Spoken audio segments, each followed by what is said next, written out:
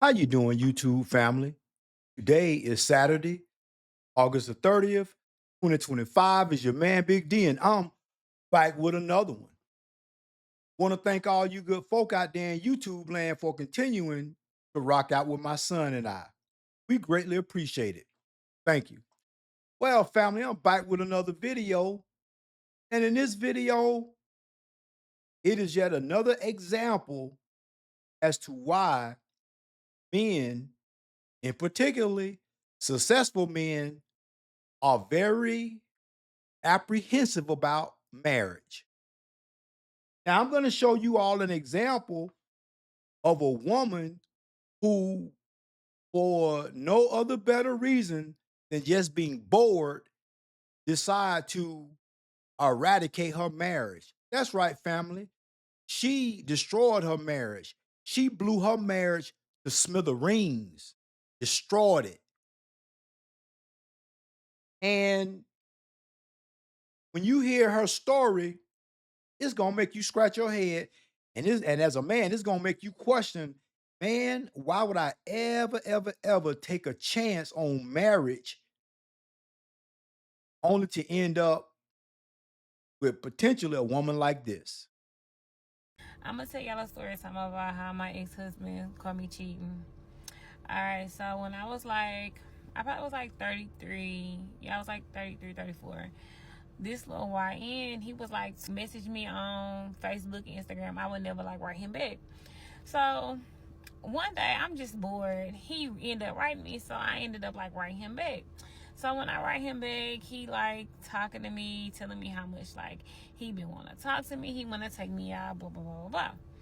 Okay, so I started talking to him or whatever. He cute, like he was cute.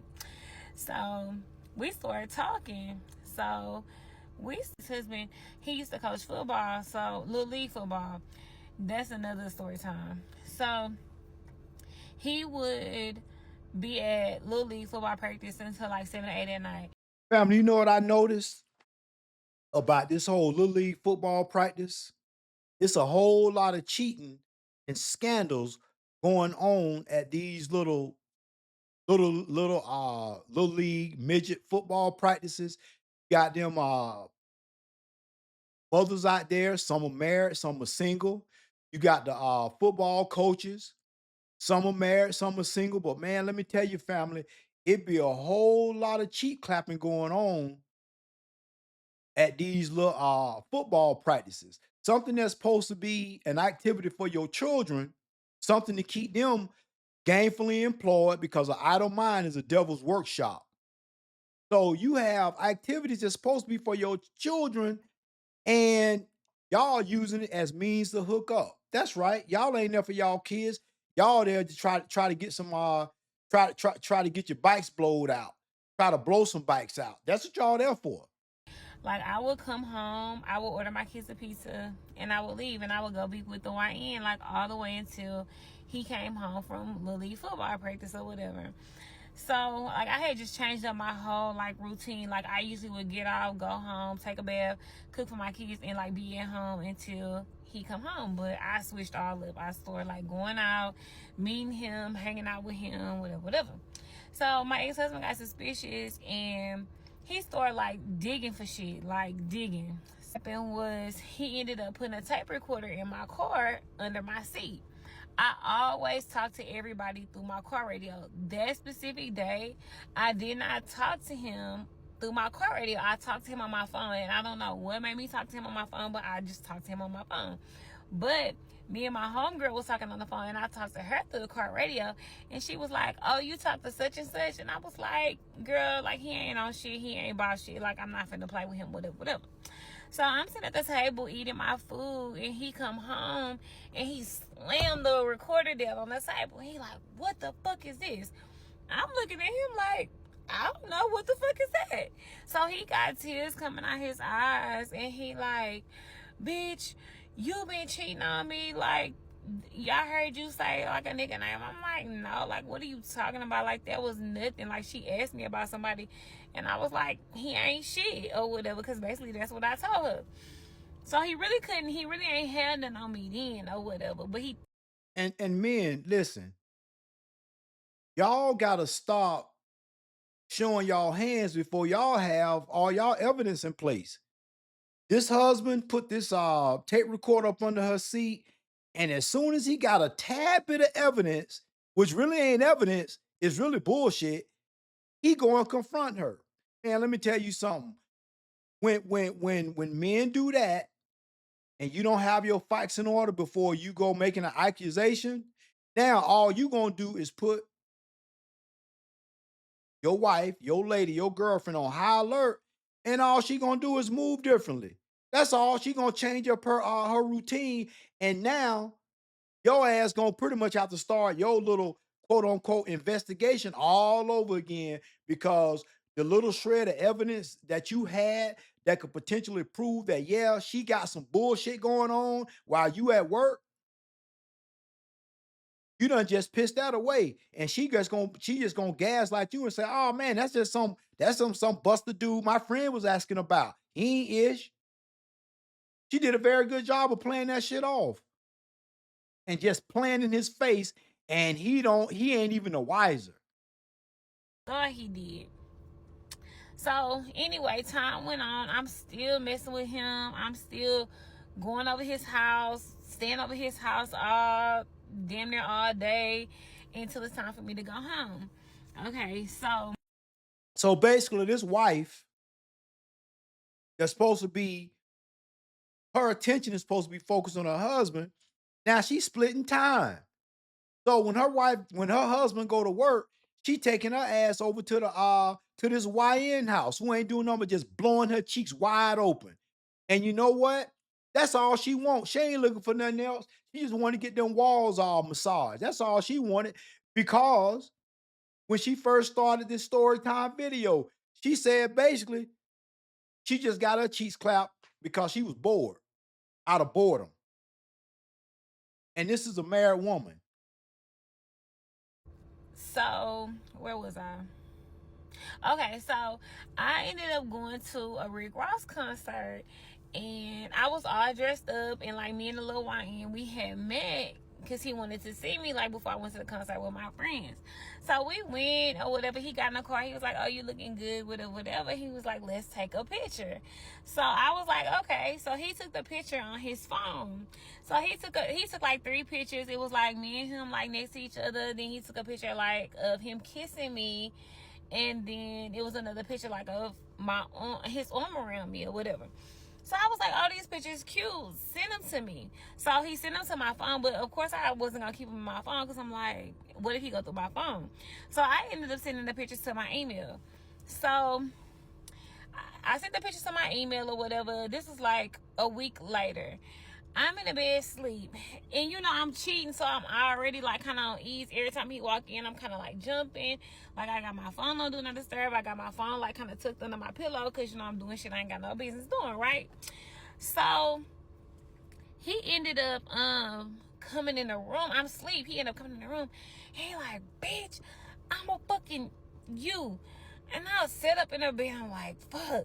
I'm like, what? Mind you, I'm asleep. He like, "Bitch, what the fuck is this? What the fuck is this?" He got the phone in my face, and I see me and the nigga on the screen. So I'm like, huh? So he like, "Bitch, what the fuck is this?" I couldn't even say nothing. I was just like, I couldn't say shit.